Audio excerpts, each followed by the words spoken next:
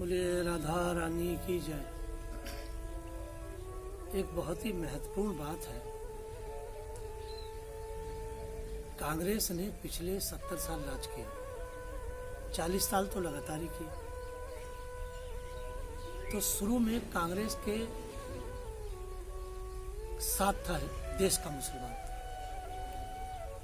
और कांग्रेस ने मुसलमानों का तुष्टीकरण करते करते मुसलमानों को तबाह कर दिया, उनकी राष्ट्रीय भावना नष्ट कर दी।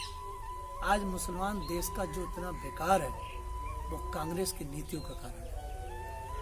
अमेरिका का मुसलमान खराब क्यों नहीं है? क्योंकि अमेरिका का मुसलमान अमेरिकन है, लेकिन भारत का मुसलमान इसलिए हिंदुस्तानी भारतीय भाषा में नहीं है क्योंकि कांग्रेस ने उसे तुष्टीकरण करते करते उसे नष्ट कर दिया।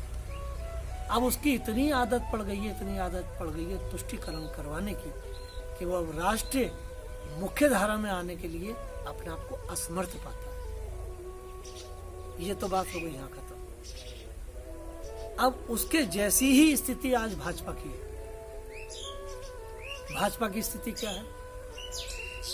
हम पिछले 80 सालों से कह रहे हैं कि भाई पहले से ही मतलब देश जब आजाद हुआ, आरक्षण की कोई व्यवस्था नहीं, सबको समान लेके हम लोग चलेंगे। तो भाजपा का बड़ा राज शासन आ गया। भाजपा भी अब क्या कर रही है? आरक्षण के नाम पर जो शुल्कास्ट लोग हैं अब उनको तुष्ट कर रही है। आरक्षण के खाज खुजली को लेकर के भाजपा आगे बढ़ रही है। भाजपा को चाहिए सबसे पहले आरक्षण नष्ट कर दे, लेकिन वो नहीं कर पा रही है। क्यों नहीं कर पा रही है?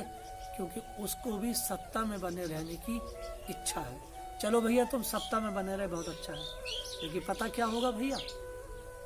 अगर तुम्हारी सत्ता में रहने की भूख है, बहुत अच्छा है, रहनी भी चाहिए, क्योंकि हम कुचले गए हैं। मैं समर्थन करता हूँ इस भावना का, लेकिन आरक्षण समाप्त कर दो।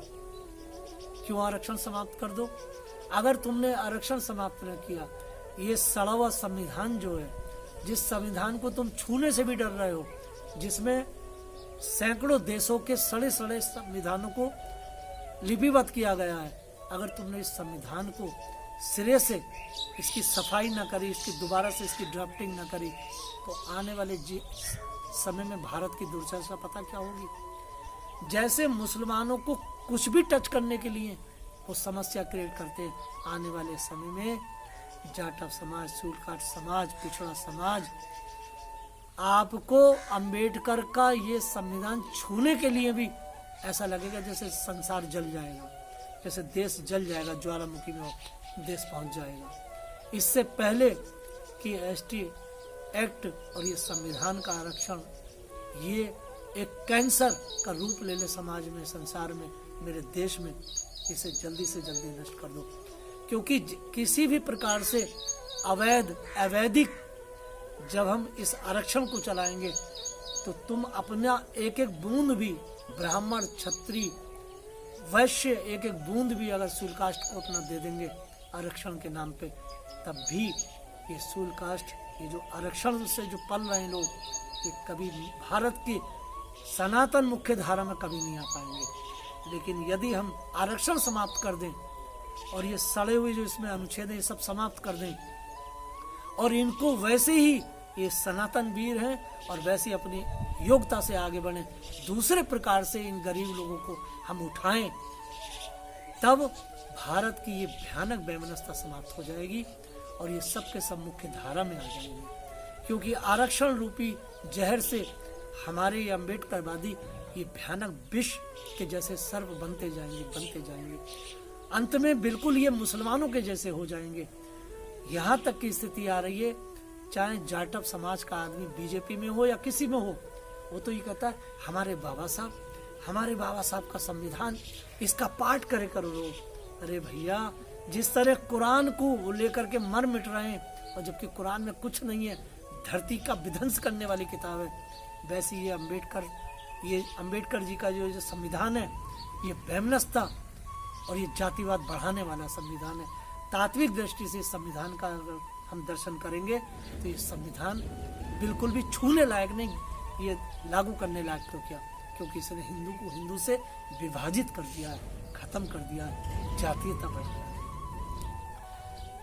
जितनी जल्दी हो सके भाजपा कांग्रेस का तुष्टीकरण वाली बात ना अपना करके वह एकदम सार्वभौम बात करे, क्योंकि आरक्षण मेरे देश के जो जाटव समाज है, मेरे देश के जो पिछड़ा समाज है, उनके अंदर और सड़ों के अंदर ऐसी खाई ला देगा जो आने वाली नस्लें उसे भोगेंगी।